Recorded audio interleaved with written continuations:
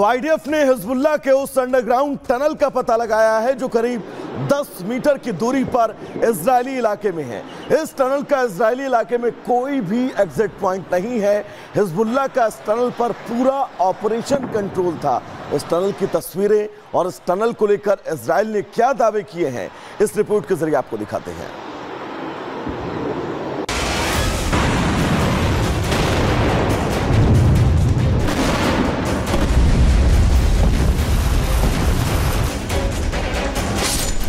Hezbollah के सुरंग तक पहुंचा आईडीएफ।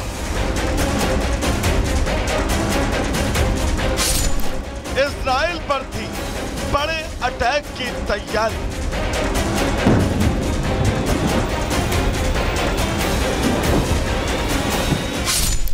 सुरंग वाली साजिश नाकाम। इजरायली सेना आईडीएफ हिजबुल्लाह के उस सुरंग तक पहुंच चुका है जिसका अगर उसे पता नहीं चलता तो उसके लिए ये बड़ा खतरा बन सकती थी। ये वो सुरंग है जो हिजबुल्लाह ने खास तौर पर जंग के लिए तैयार करवा रहा था। आईडीएफ को उस वक्त बड़ी कामयाबी मिली जब उसे हिजबुल्लाह के अंडरग्राउंड टनल का पता लगा जो करीब 10 मीटर लंबी थी। हिजबुल्लाह का इस टनल पर पूरा ऑपरेशन कंट्रोल था। इस टनल का इजरायली इलाके में एग्जिट पॉइंट नहीं है। इजरायल का दावा है कि हिजबुल्लाह सुरंग के जरिए घुसपैठ की तैयारी कर रहा था। सुरंग में हथियारों का जखीरा भी मिला है जिसमें टैंक रोधी मिसाइलें भी शामिल थी। 1 साल से ज्यादा का वक्त बीत चुका है जब इजरायल की तरफ से हिजबुल्लाह पर अटैक जारी है। जमीन से लेकर आसमानी हमले तक किए जा रहे हैं। अब हिजबुल्लाह चीफ से लेकर उत्तराधिकारी भी ढेर हो चुका है, लेकिन ना इजरायली हमले थम रहे हैं और ना ही हिजबुल्लाही धमकी रुक रही है।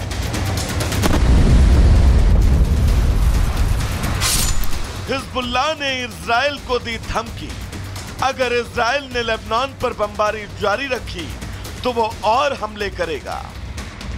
इधर लेबनान की चिंता दिनों दिन बढ़ती जा रही है। उस पर लगातार इजरायली बम बरसने से परेशानी के साथ ही उसकी चिंता ये भी है कि उस युद्ध की वजह से लेबनान के लाखों लोग विस्थापित हो चुके हैं। इस बीच एक तस्वीर भी नजर आई जब जंग के बीच लेबनान में इजरायली झंडा फहराया गया। दक्षिणी लेबनान के मारून की तस्वीर है जहां अल-राज गांव में इजरायली झंडा फहराया गया। Bureau report, Republic Bharat. Good morning Bharat, मैं हूं आपके साथ वैभव मिश्रा और इस बुलेटिन में आगे बढ़ेंगे और बात 8 उन तस्वीरों की करेंगे। सबसे पहले जिन तस्वीरों पर आज पूरा दिन हमारी नजरें बनी रहने वाली हैं, ये वो 8 तस्वीरें हैं। दरअसल कैबिनेट की बैठक होनी है, क्या खास होगा इस बैठक में, इसको लेकर एक अपडेट आपको देंगे। ऐतिहासिक जीत बीजेपी की हरियाणा में, लेकिन मुख्यमंत्री का चेहरा कौन होगा इस पर भी सस्पेंस है। जम्मू में कमल का दम दिखा क्योंकि शानदार प्रदर्शन जम्मू रीजन में बीजेपी का। महाराष्ट्र में अब चुनाव की तैयारी लगातार सभी दलों की तेज हो चुकी है। तो वहीं आरजीकर मेडिकल कॉलेज से जुड़ी अहम खबर, जहां पर एक बार फिर से भूख हड़ताल शुरू हो चुकी है इंसाफ की खातिर। बिजनौर का वो जिहादी सिंघाड़ा जिसने तमाम सवाल खड़े कर दिए, तो एल्विश के बाद अब रिया को समन दिया गया है। तो वहीं बात अगर लेबनान की करें तो वहां पर हिजबुल्लाह की एक सुरंग जिसको डिगोड किया है आईडीएफ ने, और अब इस सुरंग के डिकोड होने के बाद इसको नष्ट करने और ऑपरेशन सुरंग को नेस्तनाबूद करने की पूरी कोशिश आईडीएफ की। और बात एक बड़ी खबर की करते हैं, और बड़ी खबर यह कि आज देश भर में डॉक्टर आमरण अनशन करने वाले हैं। जी हां, कोलकाता रेप मर्डर केस से जुड़ी बड़ी खबर आपको बता रहे हैं। अनशन तो हो रहा था जूनियर डॉक्टर्स का, लेकिन अब इसको पूरे देश के डॉक्टर समर्थन दे रहे हैं। कोलकाता रेप मर्डर केस से जुड़ी खबर आपको बता रहे हैं। बड़ी खबर, आज डॉक्टर्स का देशव्यापी भूख हड़ताल है।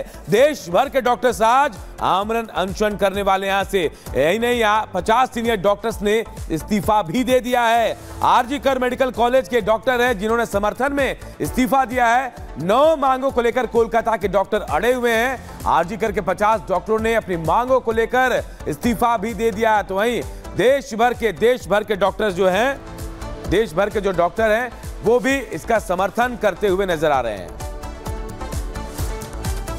बिल्कुल, दरअसल ममता सरकार और जूनियर डॉक्टरों के बीच जारी गतिरोध अब एक नए पड़ाव पर पहुंच चुका है, जहां एक तरफ पिछले 5 दिन से जूनियर डॉक्टर्स की भूख हड़ताल जारी है, तो वहीं दूसरी तरफ अब यह लड़ाई एक बार फिर से देशव्यापी रंग लेती नजर आ रही है। पूरी खबर क्या है, इस रिपोर्ट के जरिए आपको दिखाते हैं।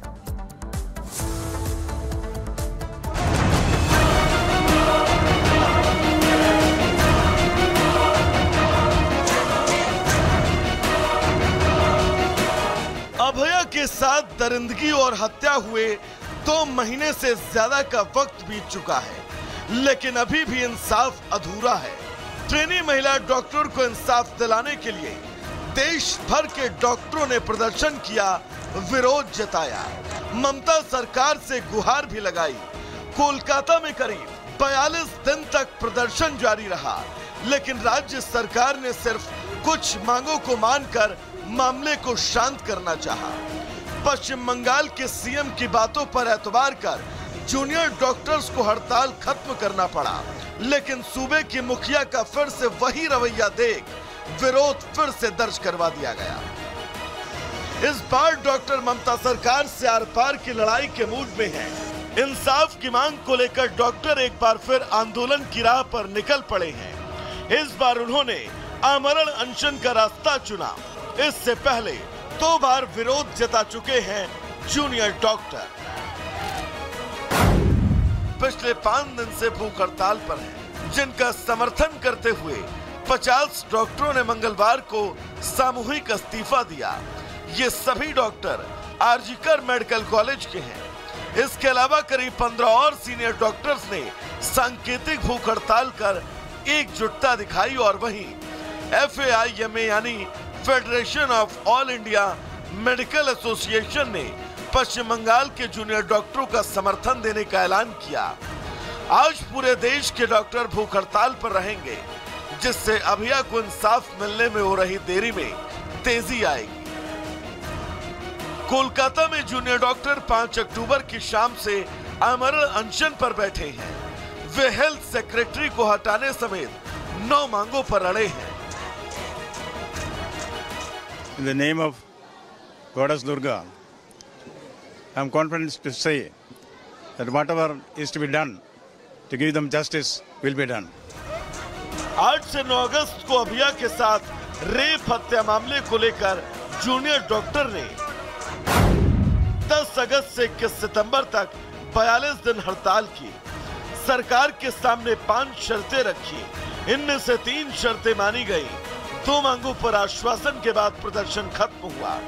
27 सितंबर को 3 डॉक्टरों और 3 नर्सों से पिटाई का मामला सामने आया, जिससे नाराज डॉक्टरों ने 1 अक्टूबर से फिर हड़ताल शुरू कर दी। हालांकि बाद में 4 अक्टूबर को हड़ताल खत्म हुई, लेकिन ममता सरकार को अल्टीमेटम देकर धरना जारी रहा और फिर 5 अक्टूबर से 6 जूनियर डॉक्टर भूख हड़ताल पर बैठ गए। अभया केस जहां सीबीआई ने पहली चार्जशीट दाखिल कर दी है, तो आज होने वाली देशव्यापी हड़ताल से ममता सरकार बैकफुट पर नजर आ रही है। Bureau report, Republic Bharat.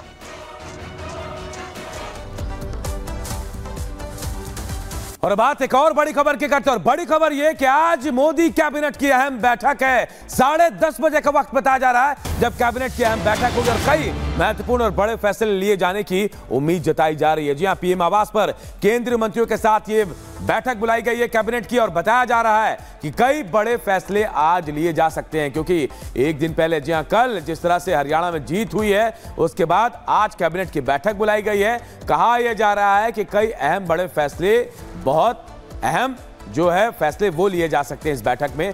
Cabinet की अहम बैठक आज प्रधानमंत्री आवास में बुलाई गई और सभी केंद्रीय मंत्री इस बैठक में शामिल होंगे। 10:30 बजे का वक्त जब प्रधानमंत्री आवास में कैबिनेट की अहम बैठक होगी, प्रधानमंत्री नरेंद्र मोदी की अध्यक्षता में, और अहम फैसले लिए जा सकते हैं। कई अहम फैसलों पर मुहर लगेगी। जानकारी मिल रही है कि 10:30 बजे का वक्त जब मोदी कैबिनेट की बैठक होगी। पीएम आवास में अहम बैठक बुलाई गई है। तमाम केंद्रीय मंत्री जो हैं इस बैठक में शामिल होंगे पीएम मोदी की अध्यक्षता में।